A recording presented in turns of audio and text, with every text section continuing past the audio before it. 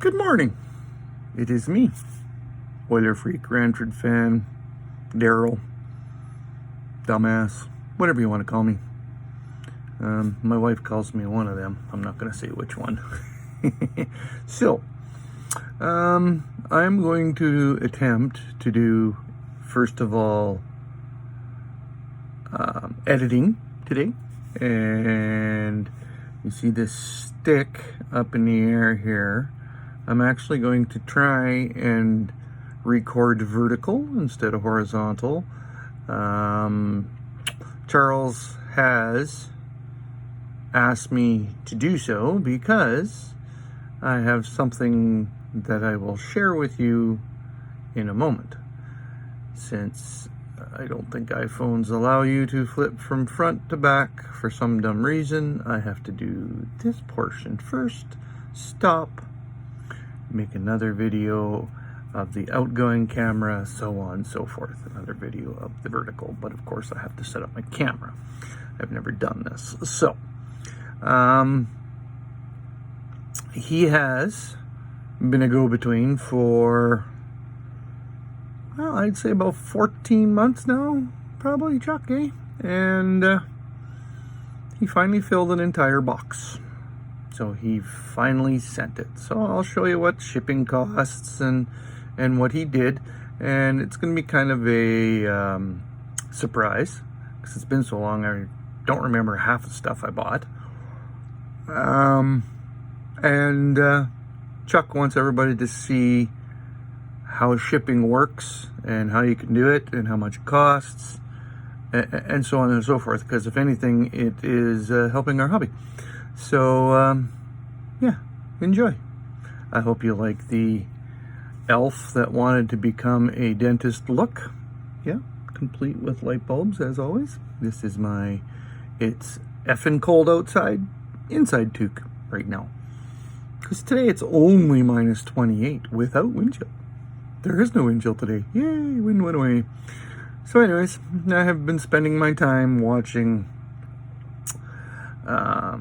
how-to wood turning videos, to how to work with acrylic resin and wood turning, how to make dioramas using resin, Craig Ferguson videos, was my favorite late night guy, so I've been watching clips of his old shows, Demolition Derby still, and as always, Star Wars, canon, lore, legends, learning all sorts of stuff about the movies. Yeah, and oh yeah, during the week, prepping my income tax. So, good news on that front was we finally got our 2019 taxes done. We sent everything away. And yes, first time in my life, I had a credit. I had a credit of $1,800, which was put towards my taxes owing. Yes, I had not paid in a while because I have not been making money. So after that, I am down to only owing $1,600 and some odd dollars in taxes. And I also had just under $900 GST rebate. So after that was accounted for, I only owe the government $3,100 in GST. And the accountant says once we get the 2020 taxes done, those numbers will also reduce. But in the meantime, the wife, of course, had her taxes done at the same time, so had everything done. The bank had refused to discuss anything with us until we had our 2019 taxes done. So we had an appointment last week. From my point of view, I think they're gonna do exactly what they did a year ago and treat me like garbage. That's just my opinion. I don't know. We went and had our 2.5 hour meeting, discussed everything, where I am and why I'm hurt, and they wanted all this paperwork and information on this, that, and everything else. So we've gotten it for them. The lady, who seems to be very polite but firm, made a glaring error in her first appointment with us.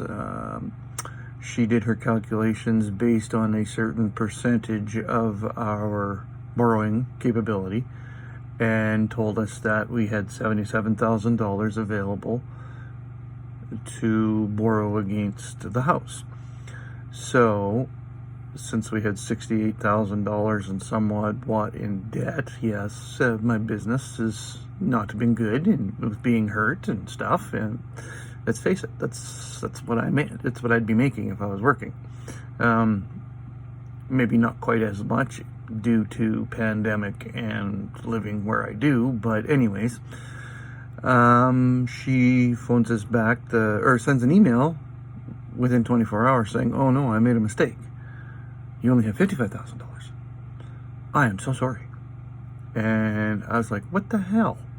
How does one make a $22,000 error? Oh, she said that she had thought that it was this percentage that we could borrow with, but it was actually this percentage. And I'm like, how does a professional lender at a bank make a 5% error? You're supposed to be in the know. So either A, you're not a personal lender and you were wrong, or B, you're starting to play hardball. So the wife emailed her back and said exactly that. Like, how does this happen? So she insisted that we have a phone call yesterday and just said, "Oh, well, I'm so sorry. It was my fault. I made an error. But this is the way it is." And we said, well, that's a big kerfunkle in what we wanted to do. So now we're $22,000 short of what we wanted to do and what we had discussed. This is just preliminary stuff, and already things are changing. So we hammered out another deal because we only had the $55,000. And got to kiss my business goodbye. I don't really appreciate the fact that they said, "Oh yeah, all that business side that you had, so that you could try to run a business. Yeah, no, we're closing that." So they're basically telling me, go get a job at Walmart or what have you. So my days as an independent contractor, if approved, are done. I love being told things like that. I guess it's the hard truth, but you know what? Maybe it's time for me to prove them wrong. So she's going to do up all her paperwork, send it upstairs, and of course, since it's a credit union, it has to go to the board of directors to be approved. Well, we got to this point last year and we're told, ha, you're crazy. So, wish us luck, what have you. That's just the way it is. Getting back to personal stuff, my accountant has told me that my 2020 taxes will also give me credits both on income tax and GST. So, that'll give us more money on the lending side because government trumps everything, is the way banks think. So since we owe a bit on taxes, a bit on GST, and a bit on personal property taxes, all that has to be paid in advance, or off the top. And we understand that. However, if that's the case, anything I do get back, I'll actually get for me. And we've both applied, for myself and Xavier, for our disability through the government. Xavier's pretty much guaranteed now to be declared disabled for the rest of his life in different ways. Won't get into it right now, but I mean, if that's the case, we get to go back 11 years of tax credits and different things, and it'll pay for a lot of the expenses that we've experienced and paid for personally out of our pockets. As for me, doctor's sending it in for 2 years, and if that's the case and I get approved, that is $1,300 in tax credits that will be applied to my tax returns, which in turn gives me more of a credit on my 2020 taxes. So he's put me down as able to return to work August of 2021, which would be 2 years from the injury. However, he's put that I will be unable to return to the same duties as to which I did before, which, construction, there's a lot of overhead lifting heavy stuff, and the only one that's not convinced that I'll be back to where I should be is the physiotherapist.